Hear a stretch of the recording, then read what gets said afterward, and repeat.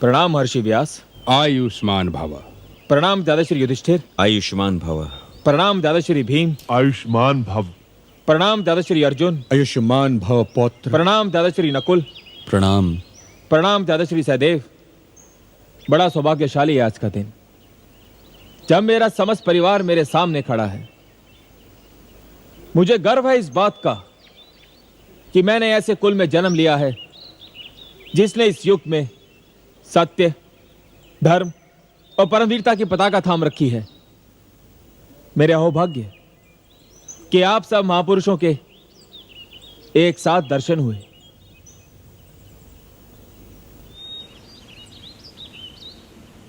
महात्मा बर्बरीक, हम सब एक विशेष उद्देश्य से आपकी सेवा में आए हैं। मैं इस अवस्था में भी यदि आपकी कुछ सेवा कर सका तो स्वयं को धन्य समझूंगा। केवल आप ही हैं जिन्होंने हर घटना को अपनी आंखों से देखा है।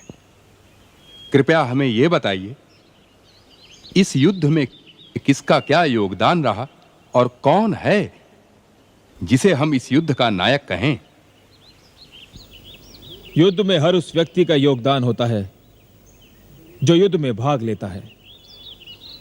किसी का योगदान प्राण लेना होता है और किसी का योगदान प्राण देना होता है। और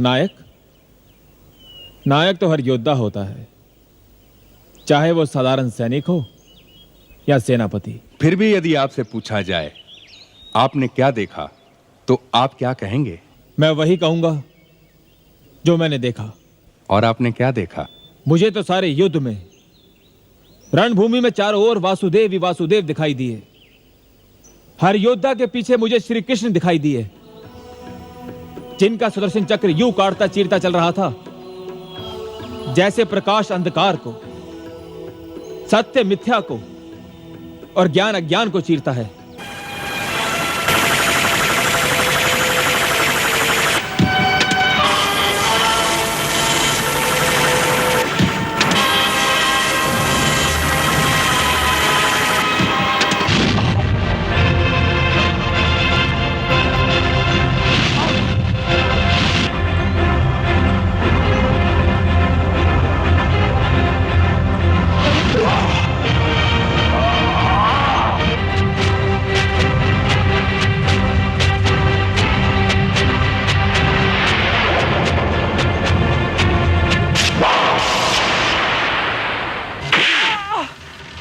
तेरी छाती का लहू पीऊंगा दुशासन।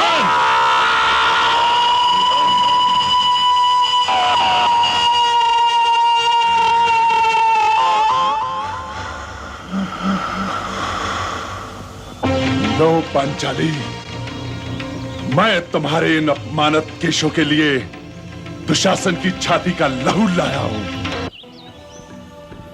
महर्षि, मुझे एक और दृश्य दिखाई दिया। वो दृश्य आपने क्या देखा महात्मा बर्बरी? मैंने देखा कि माता द्रौपदी शत्रुओं का रक्त पी रही हैं।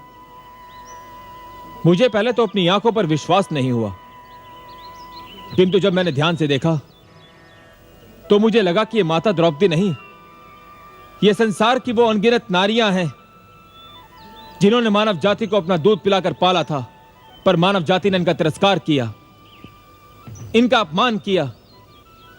वो नारियां जिनका समाज ने निरादर किया, जिनका चीरहरण हुआ, जिन्होंने इस अपमान से इन्हें बचाने के लिए एक एक को पुकारा पर किसी ने इनकी सहायता नहीं की। वो नारियां जो किसी की माएं थी, बहनें थी, बेटियां थी, किसी की पत्नियां थी, जो माता द्रौपदी का रग रग रूप थी, लेकिन जिन्हें केवल विलास की सामग्री समझा गया। मुझे लगा मानव जाति को दूध पिलाकर पालने वाली नारी के अपमान का यही दंड है। बस इसके अतिरिक्त मुझे और कुछ दिखाई नहीं दिया। प्रणाम केशव। पुत्र,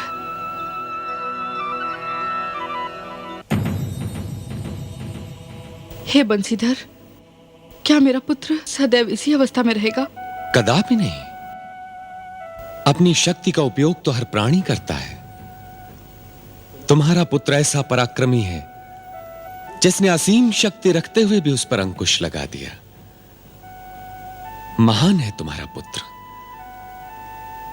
जिसने युद्ध में भाग न लेकर सत्य और धर्म को विजयी बनाया। उसका यह त्याग तो हम सब पर ऋण है, और इस ऋण को न चुकाना तो मानवता का अपमान होगा।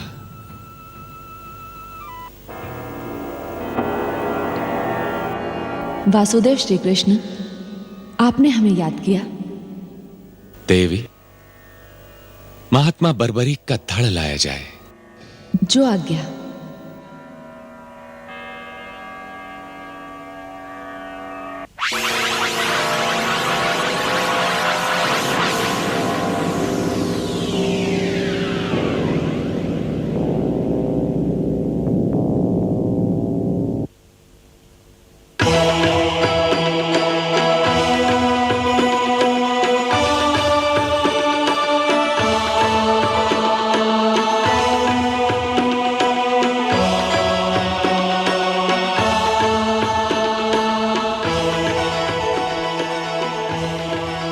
बर्बरीक, हम सब तुम्हारे आभारी हैं।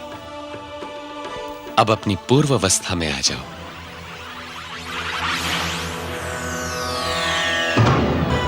पुत्र, मेरे लाल बर्बरीक, मेरा जीवन तेरे बिना अधूरा था पुत्र।